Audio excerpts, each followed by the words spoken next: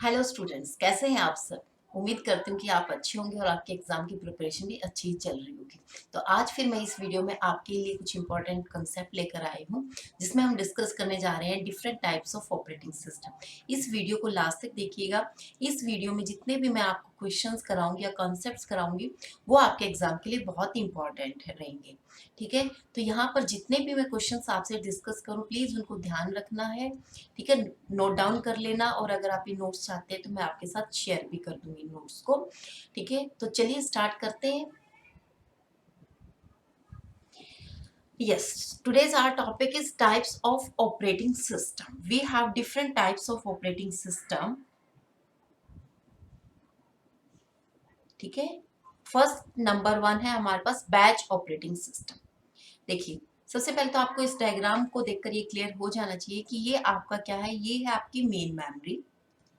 ठीक है, main memory के अंदर ये दो पार्टीशन है, एक में आपका ऑपरेटिंग सिस्टम आता है और दूसरा आपका यूजर एरिया होता है। ठीक है, तो ऑपरेटिंग सिस्टम हमेशा लोअर पार्ट में रहता है ऑपरेटिंग मेन मेमोरी के, और यूजर एरिया जो रहता है हायर पार्ट में रहता है, अपर पार्ट में रहता है। ठीक है, कई बार ये भी क्वेश्चन पूछ लिया जाता है कि where operating system reside in the main memory, so your answer will be in the lower part of the main memory operating system resident, and in upper part of the upper part of the main memory user jobs resides. ठीक है, अब देखिए, job should reside in the main memory, primary memory, physical memory और RAM.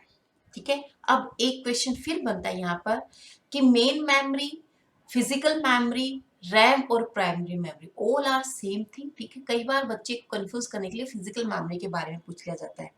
ठीक है, तो आपको confuse होने की जरूरत नहीं है। Physical memory, main memory, primary memory और रैम सभी एक ही चीज है। ठीक है, अब इसके बाद हमारे पास क्या है कि if one job is completed then only other job will be shed. तो बैच ऑपरेटिंग सिस्टम में क्या होता है कि हम यहाँ पर नंबर ऑफ जॉब्स का बैच बनाते हैं, और वहां पर क्या होगा कि वन बाय वन जॉब जो है आपकी एग्जीक्यूट होगी। जैसे फॉर एग्जांपल, आपके पास 100 पेजेस है और आपको वहां पर टाइपिंग करानी है। ठीक है, तो आप टाइपिंग वाले के पास जाएंगे और उसको वो पूरे का पूरा बैच आप दे देंगे। ठीक है, वो क्या करेगा, वन बाय वन पेज को ही वहां पे टाइप करेगा ना। तो सेम कॉन्सेप्ट यहाँ पर, नंबर ऑफ जॉब्स जो होंगी, नंबर ऑफ जो आप यूजर प्रोग्राम्स होंगे, उन सबका एक बैच हो जाएगा।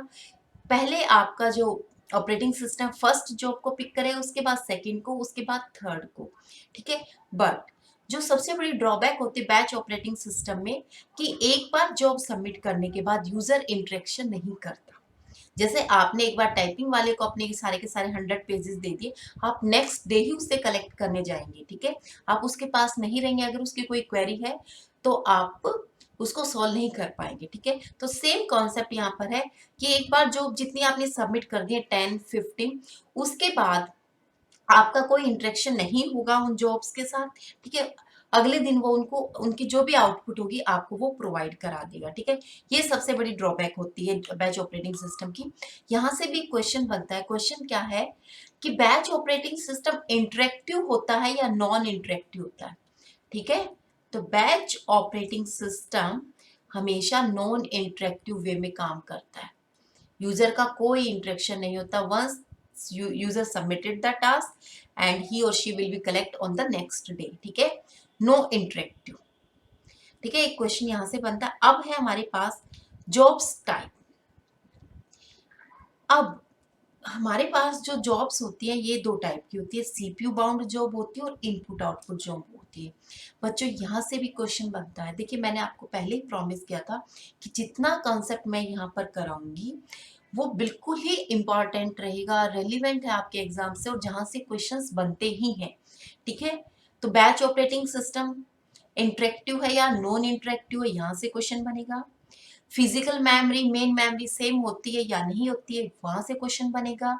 ठीक है, अब है डिफरेंट टाइप्स की जॉब। जॉब्स कौन कौन सी है, एक सीपीयू बाउंड जॉब होती है और एक इनपुट आउटपुट बाउंड जॉब होती है। सीपीयू बाउंड जॉब जो होती है, जो वो जिन जॉब्स में ज्यादा कंप्यूटेशन रिक्वायर्ड होती है, कंप्यूटेशन रिक्वायर्ड जिनमें ज्यादा होती है, उनको हम सीपीयू बाउंड जॉब कहते हैं।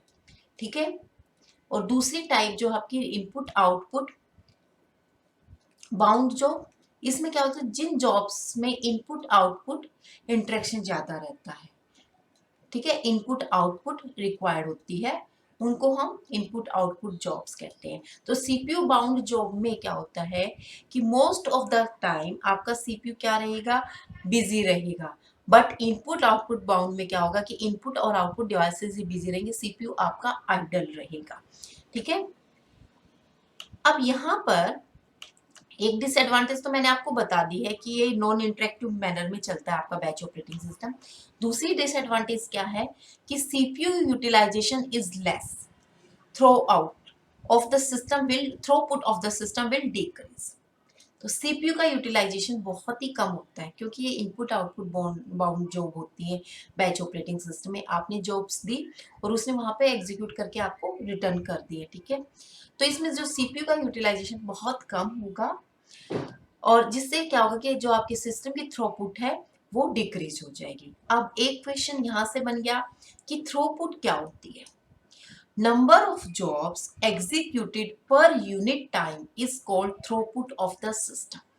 कितनी जॉब्स को एक यूनिट टाइम में आपका जो सिस्टम है उनको एग्जीक्यूट करता है, वो सिस्टम की थ्रूपुट होती है, ठीक है। तो यहाँ से हमारे पास 4 to 5 क्वेश्चंस बनकर आ गए हैं, ठीक है। बैच ऑपरेटिंग सिस्टम क्या होता है, मेन मेमोरी के सेकेंडरी नेम्स क्या हैं, जैसे मैंने आपको बताया प्राइमरी मेमोरी होता है, रैम होता है, फिजिकल मेमोरी होता है। सीपीयू बाउंड जो, जहाँ पर सीपीयू कंप्यूटेशन का काम ज़्यादा होता है, और इनपुट आउटपुट बोर्ड जिनमें इनपुट आउटपुट डिवाइसेस का काम ज़्यादा रहता है, ठीक है। और बैच ऑपरेटिंग सिस्टम हमेशा नॉन इंटरेक्टिव वे में काम करता है। और इसकी डिसएडवांटेज क्या है कि सीपीयू का यूटिलाइजेशन कम होता है, जिससे कि सिस्टम की थ्रूपुट कम हो जाती है। थ्रूपुट क्या होती है, जितनी नंबर ऑफ जॉब्स को एक यूनिट में, एक पर यूनिट टाइम में, मान लीजिए 1 आवर में या 30 सेकेंड में या 30 मिनट में कितनी जॉब्स को वो एग्जीक्यूट करता है, that is the throughput of the system, ठीक है।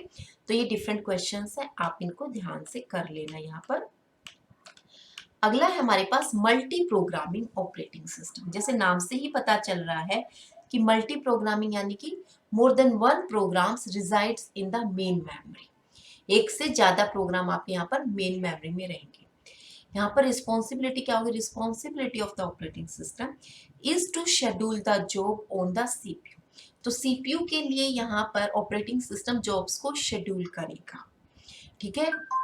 हम अगली क्लास में पढ़ेंगे कि किस तरीके से जॉब को शेड्यूल किया जाता है। अब आपको अगर ध्यान हो तो यहाँ पर डिफरेंट टाइप के शेड्यूलर भी हम पढ़ते हैं, long term scheduler, medium term scheduler और शॉर्ट टर्म शेड्यूलर।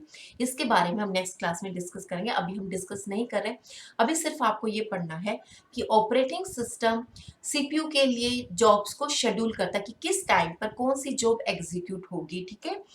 तो मान लीजिए इस डायग्राम में आप देख रहे हैं आपके पास है 4 जॉब्स, J1, J2, J3 और J4, और लोअर पार्ट में हमेशा ऑपरेटिंग सिस्टम रिजाइड होता है, ये आपको पता है, ठीक है।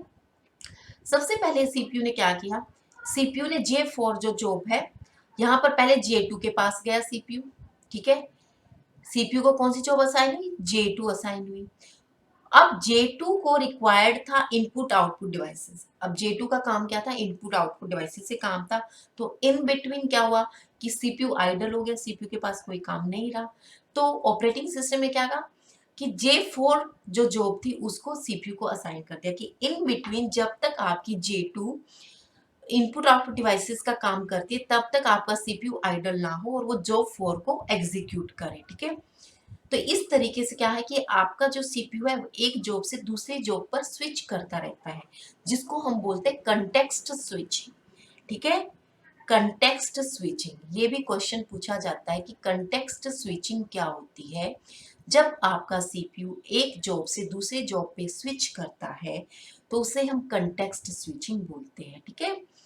और ये क्यों करते हैं, maximum utilisation of the CPU, जिससे कि हम मैक्सिमम यूटिलाइज कर पाए सीपीयू का, इसलिए हम कंटेक्स्ट स्विचिंग का कॉन्सेप्ट जो है यूज करते हैं। एडवांटेज क्या हो गई कि सीपीयू यूटिलाइजेशन इंक्रीजेस और थ्रूपुट इंक्रीज। जो हमारे बैच ऑपरेटिंग सिस्टम की ड्रॉबैक थी कि सीपीयू का यूज नहीं हो पा रहा था, यहाँ पर हम सीपीयू का मैक्सिमम यूज करेंगे, और मैक्सिमम अगर सीपीयू का यूज करेंगे तो थ्रूपुट जो है हमारे सिस्टम की वो इंक्रीज हो जाएगी, ठीक है। आई होप कि ये भी क्लियर हो गया होगा। नेक्स्ट है हमारे पास मल्टीटास्किंग ऑपरेटिंग सिस्टम।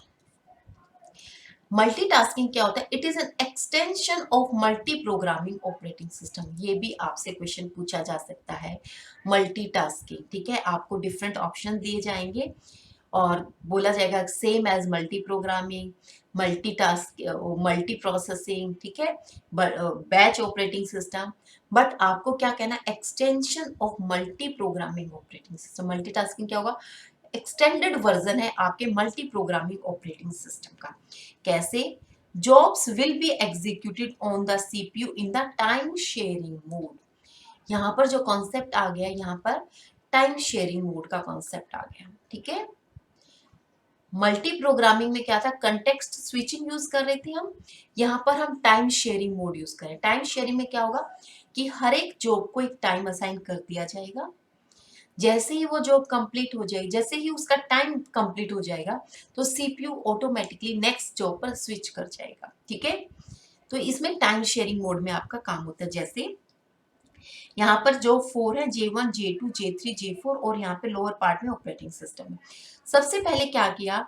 सीपीयू ने कौन सी जॉब को पिक किया? J2 को। ऑपरेटिंग सिस्टम यहाँ पे असाइन करेगा through the job scheduling algorithm. सबसे पहले सीपीयू J2 को एग्जीक्यूट कर रहा है। जैसे ही J2 का टाइम एक्सपायर हो गया, मान लीजिए J2 का टाइम असाइन था 3 नैनो सेकेंड की, 3 नैनो सेकेंड तक ही जो J2 चलेगी, उसके बाद दूसरा टास्क को असाइन हो जाएगा सीपीयू, ठीक है। जैसे ही 3 नैनो सेकेंड कंप्लीट हुई, तो J4 क्या किया? J4 पे स्विच कर गया, ठीक है। सीपीयू J4 पे स्विच कर गया। तो इस तरीके से J4 की 3 नैनो सेकेंड कंप्लीट हो गई, तो वापस आपका रिज्यूम कर लेगा J2 को। तो इस तरीके से ये चलता रहेगा। आपके पास मान लीजिए यहाँ पर जॉब है, जैसे J1, J2, J3 और J4, 4 जॉब्स हैं, ठीक है। हर एक को 3 नैनो सेकेंड टाइम असाइन है, ठीक है। तो फर्स्ट टाइम क्या होगा कि J1 के पास सीपीयू आया, आफ्टर 3 सेकेंड J2 को असाइन हुआ सीपीयू, आफ्टर 6 सेकेंड J3 को असाइन हुआ सीपीयू और आफ्टर 9 सेकेंड J4 को असाइन हो गया सीपीयू। इस तरीके से जॉब असाइन होती रहेगी। जैसे ही J4 का 3 नैनो सेकेंड कंप्लीट होगा, तो वापस क्या हो जाएगा? वापस J1 की तरफ चला जाएगा। इसे टाइम शेयरिंग मोड में काम करता है, ठीक है। अगला है हमारा multi processor. Multi processor operating system, जैसे नाम से ही पता चल रहा है, यहाँ पर क्या होगा? फिजिकली आपके पास मोर देन 1 प्रोसेसर्स होंगे। फिजिकली मोर देन 1 प्रोसेसर आपके पास होंगे। यहाँ पर जैसे यहाँ पे आप देख रहे हैं CPU 1, CPU 2 और CPU 3। यहाँ पे 3 प्रोसेसर है और एक ही मेमोरी को वो शेयर करते हैं, ठीक है। तो ये काम हम क्यों करते हैं मल्टी प्रोसेसिंग का? जब हमारे पास कंप्यूटेशन का काम ज़्यादा होता है जिन जॉब्स में, वहाँ पर हम मल्टी प्रोसेसिंग रिक्वायर्ड होती है, ठीक है। जहाँ पर हमारी कैलकुलेशन पार्ट ज़्यादा होता है, जहाँ पे साइंटिफिक कैलकुलेशंस होती है, वहाँ पर फिजिकली आपके सीपीयू रखे जाते हैं, ठीक है। और फिर टास्क को डिवाइड किया जाता है और फिर वो असाइन किया जाता है हर एक सीपीयू को। हर एक सीपीयू अपने अपने टास्क को परफॉर्म करता है, ठीक है। एडवांटेज क्या है? थ्रूपुट इंक्रीज होगा, डेफिनेटली होगा, ठीक है। कि इतने सारे सीपीयू जब काम करेंगे, तो जो आउटपुट होगी आपको किसी भी टास्क की, वो जल्दी मिलेगी, रिजल्ट जल्दी मिलेगा, ठीक है। रिलायबिलिटी, रिलायबिलिटी कैसे? कि मान लीजिए आपका एक सीपीयू फेल हो जाता है किसी भी रीजन से, तो अदर सीपीयूज तो हैं जिससे कि आप अपने काम को कंप्लीट करवा सकते हैं। बट जब आपका सिंगल सीपीयू होगा, तो सिंगल सीपीयू में क्या होगा कि सीपीयू अगर करप्ट हो गया, सीपीयू में अगर कोई प्रॉब्लम आ गई, तो हमारा काम जो है स्टॉप हो जाएगा। बट यहाँ पर रिलायबिलिटी ज्यादा है, ठीक है। इकोनॉमिकल, इकोनॉमिकल तो देखो, ये आपका इन टर्म्स ऑफ क्लाइंट आप कह सकते हैं कि इकोनॉमिकल है। वैसे तो देखो आपके 4 सीपीयू लगाने पड़ेंगे, 3 सीपीयू तो एक्स्ट्रा कॉस्ट आएगी। बट इकोनॉमिकल किन टर्म्स में है कि जो रिजल्ट जो देगा ये फास्ट वे में देगा, ठीक है। तो फास्ट वे में देगा, तो इस तरीके से आपको क्या है, नंबर ऑफ जॉब्स को आप ज्यादा एग्जीक्यूट कर पाएंगे, ठीक है। और जो जॉब्स को ज्यादा एग्जीक्यूट कर पाएंगे, तो कॉस्ट जो है आपकी ऑटोमेटिक, जो आपका आपके पास जो मनी आएगा वो आपका ज्यादा आएगा, ठीक है। तो उस टर्म में आप इसको इकोनॉमिकल कह सकते हैं। अब हमारे पास नेक्स्ट है रियल टाइम ऑपरेटिंग सिस्टम। अब रियल टाइम ऑपरेटिंग सिस्टम्स क्या होते हैं? This system strict deadly time bound, ये सिस्टम टाइम से बाउंड होते हैं। अगर टाइम एक्सपायर हो गया तो कुछ भी मिसहैपनिंग हो सकती है। तो रियल टाइम ऑपरेटिंग सिस्टम में हमारे पास दो टाइप के ऑपरेटिंग सिस्टम्स होते हैं। हार्ड रियल टाइम होता है और आपके पास सॉफ्ट रियल टाइम होता है। Hard real time operating system वो सिस्टम होते हैं जहां पर माइनर डिले भी एक्सेप्टेबल नहीं है, जैसे मिसाइल के अंदर, ठीक है, नॉट इवन माइनर डिले। और सॉफ्ट रियल सिस्टम में क्या आ जाएगा? बैंकिंग सेक्टर, जहां पर थोड़ा बहुत अगर डिले हो जाता है तो वो एक्सेप्टेबल हो सकता है, ठीक है।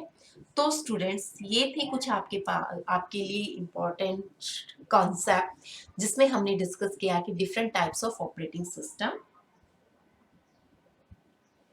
ठीक है, different types of operating system जिसमें हमने पढ़ा batch operating system, multi programming, multitasking, real time और मल्टी प्रोसेसिंग, ठीक है। बैच ऑपरेटिंग सिस्टम की डिसएडवांटेज क्या बताई थी? कि नॉन इंटरेक्टिव है, ठीक है। और आपके पास दो टाइप की जॉब्स होती है, एक सीपीयू बाउंड जॉब होते हैं और एक इनपुट आउटपुट बाउंड होती है, ठीक है। उसके बाद हमने पढ़ा मल्टी प्रोग्राम। मल्टी प्रोग्रामिंग क्या? तो more than one programs reside होते हैं आपकी मेन मेमोरी के अंदर at a time. But CPU क्या करता है? एट ए टाइम एक ही जॉब को पिक करता है, जैसे ही वन जॉब कंप्लीट हो जाती है तो सेकंड पे, सेकंड के बाद थर्ड पे, इस टाइप से स्विच करता रहता है। और इस स्विचिंग के प्रोसेस को हम बोलते हैं कंटेक्स्ट स्विचिंग, ठीक है। और सीपीयू को कौन असाइन करता है? जो सीपीयू को ऑपरेटिंग सिस्टम असाइन करता है थ्रू द शेड्यूलिंग एल्गोरिथम, जो कि हम नेक्स्ट लेक्चर में पढ़ेंगे, डिफरेंट टाइप्स के शेड्यूलर्स, ठीक है। उसके बाद multi processor, sorry, multitasking. Multitasking क्या? एक्सटेंशन ऑफ मल्टी प्रोग्रामिंग है, जिसमें क्या होगा कि जो वर्क करेगा मल्टीटास्किंग टाइम शेयरिंग मोड में काम करेगा। ये क्वेश्चन जरूर पूछा जाएगा कि मल्टीटास्किंग किस फॉर्म में काम करता है? ये टाइम शेयरिंग मोड में काम करता है। हर एक जॉब का फिक्स टाइम होता है, अगर वो जॉब उस टाइम में कंप्लीट हो गई तो ठीक है, नहीं तो आपका सीपीयू क्या होगा? दूसरी जॉब पर स्विच हो जाएगा। उसके बाद है हमारे पास मल्टी प्रोसेसिंग। मल्टी प्रोसेसिंग में क्या होगा? मोर देन वन सीपीयू जो है रिजाइड करेंगे फिजिकली, और एक टास्क जो है डिफरेंट प्रोसेसर्स को असाइन कर दी जाएगी। इससे क्या कि हमें फास्ट रिस्पॉन्स मिलेगा। और रियल टाइम ऑपरेटिंग सिस्टम जिसमें हमारा जो टाइम स्ट्रिक्टली बाउंड होता है हमारी एप्लीकेशन के साथ, जैसे कि मिसाइल के लिए सिमुलेशन में, ठीक है, वो सब हमारे hard real time operating system होते हैं।